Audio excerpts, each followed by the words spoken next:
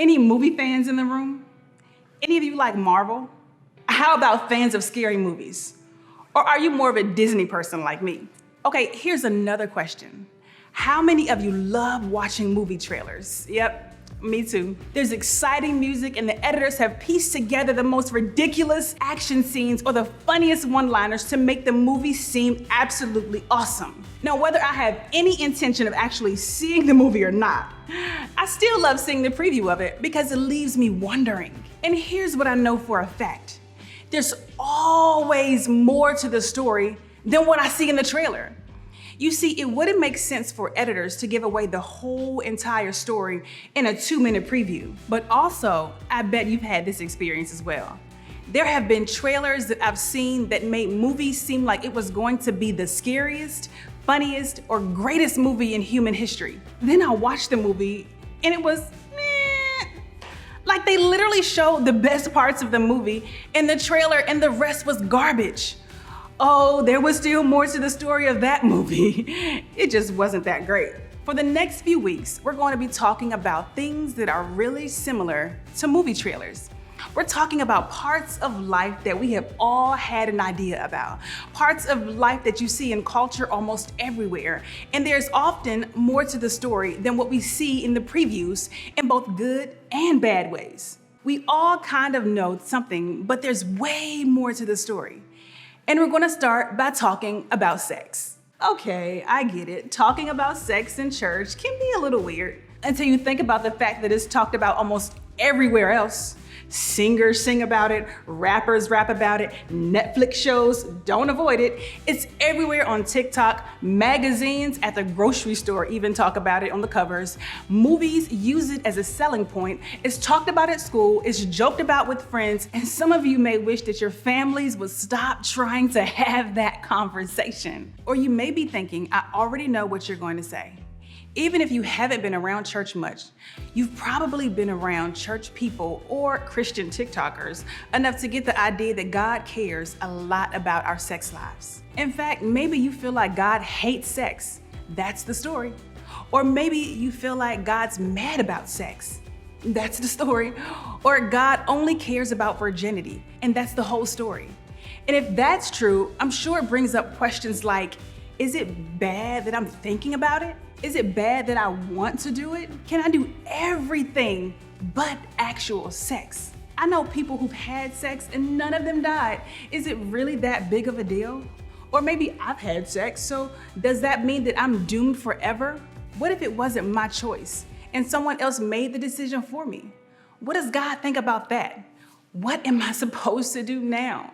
Or I can't even get a guy or a girl to be interested in me. So trust me, sex is not a temptation for me. So I can just skip church for a few weeks. And I get that this is a loaded topic, and sometimes it can feel like God only cares about one thing or one act or one mistake. But as we get started, I want you to know that that is not an accurate picture. The truth is this: when it comes to God's plan for sex, there's more to the story. Here's what's amazing. We can actually find guidance for our very real questions today by looking at the wisdom of those who lived thousands of years ago. In fact, people back then were asking some of the same questions that we are today. We're going to take a look at a letter the Apostle Paul wrote to the people of Corinth. Because of where it was located, people were often passing through Corinth on their way to make money somewhere else. Corinth was kind of known for being a place to party and misbehave before moving on. Even though these people lived 2,000 years ago, they don't sound at all ancient to me. Some of the people living in Corinth also had questions about what it meant to follow Jesus. So Paul writes this letter that covers all sorts of topics, but he had a lot to say about the topic of sex. And it's the way that he starts this portion of his letter that I want us to think about today. Check it out. He says, I have the right to do anything. That's what he said. That's where he actually starts in this verse. But he's actually quoting a common phrase from the Corinthian culture at the time. It was like the ancient equivalent to this: I do what I want. So Paul begins with the idea in mind that I have the right to do anything. But look at what he says next. I have the right to do anything, you say, but not everything is beneficial. I have the right to do anything, but I will not be mastered by anything. Paul speaks right into the Corinthian culture and into our world today and basically says, look, I know it's popular to do whatever you feel like doing, but just because you can does not mean that you should. In a particularly sexual culture, Paul reminds the Corinthians that just because you can do something doesn't mean that it's the best thing for you to do. And the same thing is true about sex today. Some of our lives will be so much easier, so much less complicated, and so much less stressful if we just stopped asking, can I do this without getting into trouble? Or can I do this without getting caught? Instead, what if we started asking, is this good for me? Is this the best thing for my life? In fact, learning to think about what's best over what's simply common is part of becoming a mature person. And there's more to it than that. Whether you're sexually active, thinking about someone sexually, or consuming sexual content on the screen, there's almost always another person involved. So you and I can't just think about ourselves when it comes to this topic. Yes, we should ask, is this best for me?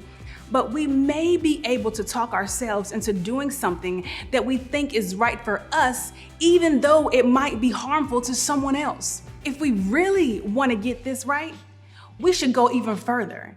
Instead of asking, is this best for me? We should be asking, is this best for we?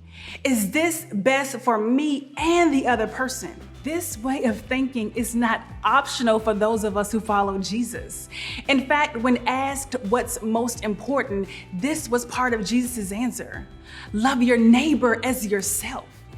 Something might feel good for the moment, but if it's not good for your future or the future of the other person that you're doing it with, it's out.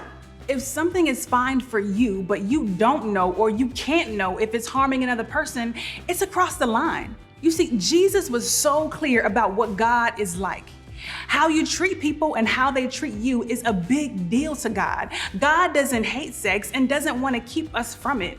God wants us to become the kind of person who loves God and looks out for other people's best interests because of Him. And here's what's crazy. Your dating life and your relationship will be better because of it. How do I know? Because it's what everybody wants. We all want to be in the kind of relationship where each person looks out for the best interest of another. We all want mutual love and respect and with someone we can trust to have our back. We all want the kind of friends and boyfriends and girlfriends who will look out for our future even if we're not doing the best job of looking out for it ourselves. You see, this is what we set ourselves up for when we follow the instructions and the wisdom of Paul. Wisdom that's aligned with the way of life that Jesus says is best. But wanting to live like this and actually living this way are two very different things. I realize that there are all kinds of feelings and desires that factor in. In fact, some of you may have acted upon those desires and feelings in the past. Maybe some of you wish that you could have made that choice for yourself, but somebody else acted upon their impulse, and you were the victim of that. If that's you, I am so sorry. It's not your fault. No matter what your experience is, I want you to know that no one's past actions, yours or someone else's, have to determine what your next action is. Here's why. As followers of Jesus, we can and should become people of sexual integrity. I get that sexual integrity isn't a super common term.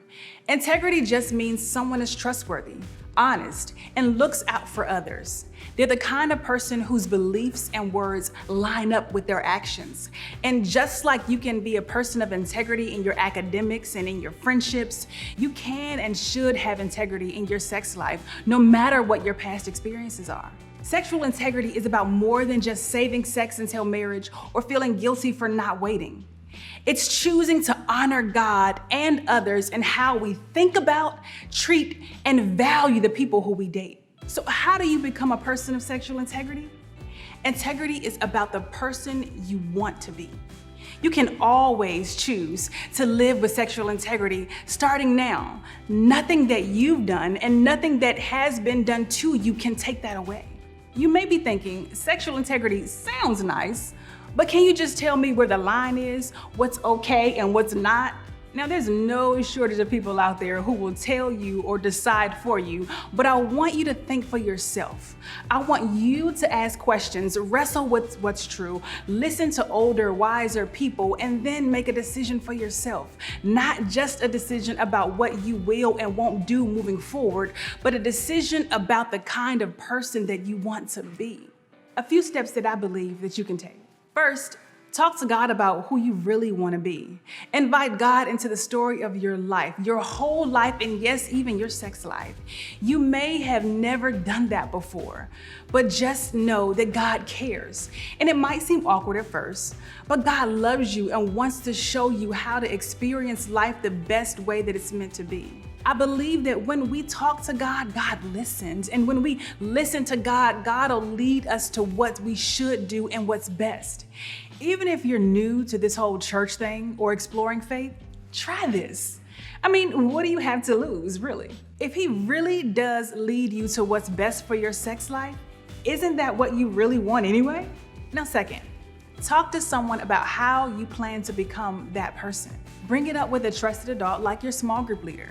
Now listen, I know that sounds weird, but trust me, you won't scare them away or stress them out. They'll be proud of you. And if you feel like skipping this step because you have to hide the choices that you're making, that's not integrity.